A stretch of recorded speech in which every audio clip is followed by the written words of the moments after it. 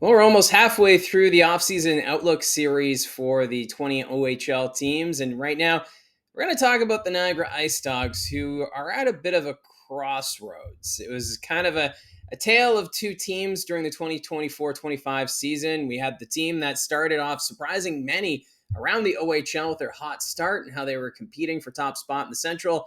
And then the second half, where the wheels fell off the carts and we know about what happened off the ice, and now they've cleaned house with no GM, no coach at the time of recording. So, where does the team go from here? That's the big question for Niagara. So, this past season, 29-31, 4-4 was their record, 66 points. They ended up playing the Barrie Colts in the first round and were knocked out in 5 games.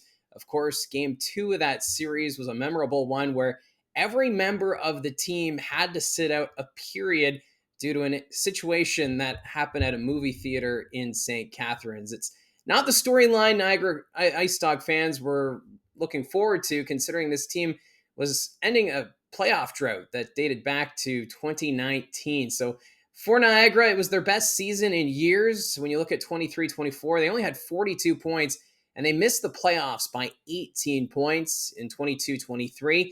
33 points. That's the low point of their stretch. They were still 15 points out of the playoffs, though, as the Eastern Conference had a few teams that were struggling that year. And then in 2022, 48 points at the bottom of the OHL standings and 16 points out of the playoffs. So you could just see with the way this season went, there was so much excitement and optimism about what could be with the Niagara Ice Dogs. There was talk that they're going to put in a bid to host the Memorial Cup in 2027. So when the OHL trade deadline came and passed and the team just couldn't win a game during the month of February, it was, is this the team that we saw before? So let's look at the top 10 scores from this past season, because I do feel like the Niagara Ice Dogs have pieces that can make them competitive next season and even maybe the season after. As Ryan Robrick, he led the way in scoring last year, 41 goals, 46 assists, 87 points. He is a beast out there when he's on his game. He can throw the body while still getting the goals that matter most for this hockey club. Kevin He, second in scoring, 36 goals, 39 assists, 75 points. He is a battler, and it was just too bad the playoffs were short-lived for this team, but he'd be a player that you would want on your team come playoff time. Third in scoring was Andre Loshko, who they picked up from waivers from the QMJHL.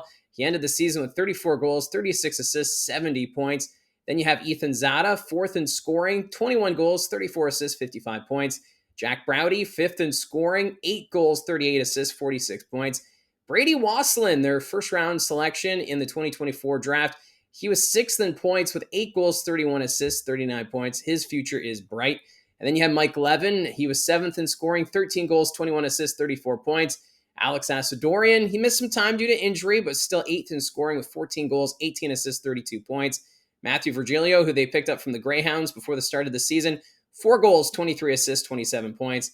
And rounding out the top 10, Sean Doherty with 14 goals, 12 assists, 26 points. So as you see there, they've got a good core. They've got a lot of potential. The future is bright if they could figure out everything else around this team, as of course the OHL doing that investigation into the team culture. But with everything going on off the ice, I think it's having an impact with the draft, because they selected Edgar Ryerson 10th overall. Last year with the York Simcoe Express, 33 goals, 27 assists, 60 points in 32 games. He also played 3 games in the OJHL with the Collingwood Blues, where he registered a goal and an assist. So there's a lot of excitement about Ryerson. However, he never attended the rookie camp at Meridian Center. The team says that they've spoken with him, but we haven't heard any discussions about whether or not he's actually going to join the Niagara Ice Dogs. There's been speculation that I've even been hearing that he's potentially going to hold out, waiting to see what direction this team takes. So that would be a big blow for this Niagara Ice Dogs team. You want to have that stability. You want to show that this is a team that players want to play for. And I know there's also speculation that some players have requested trades. I can't confirm those rumors, but it's really tough right now for this organization with everything that's gone on behind the scenes. And now your owner has been removed from day-to-day activities with this team after being suspended 2 years as the general manager. it's a mess and things need to be straightened out because this team, I think they could challenge for top spot in the Central Division. They could challenge for top spot in the East if they can get this team on track and if everyone can be on the same page. I think that's the big thing for this team, and it would help too getting Edgar Ryerson to commit to playing with this Niagara IceDogs team next season.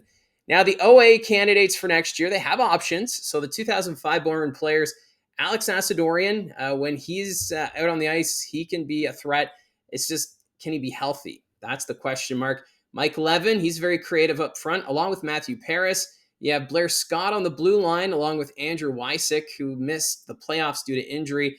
And then Charlie Robertson, potentially an overage goaltender for Niagara. So a lot of options here, and you could go with any of these guys. Asadorian, Levin, Paris up front.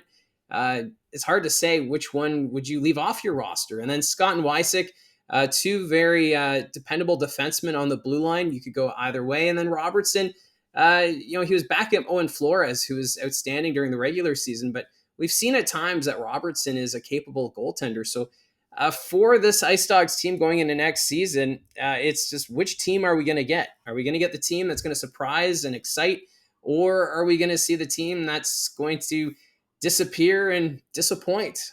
And I know for Niagara Ice Dogs fans, it's been a real tough go seeing your team in the headlines when it comes to off ice situations. But if you ignore everything that's gone on off the ice, this team, like I said, has the potential to contend. It's just, can they come together as a team? And that's where, when they do decide who the general manager is going to be, he needs to, or this team rather, needs to have a strong voice on the bench. And I think it's going to come down to having an experienced coach at the junior level. It could be, I guess, someone from a level up, but it's all going to come down to, I think, the decisions that are made in these next couple of weeks.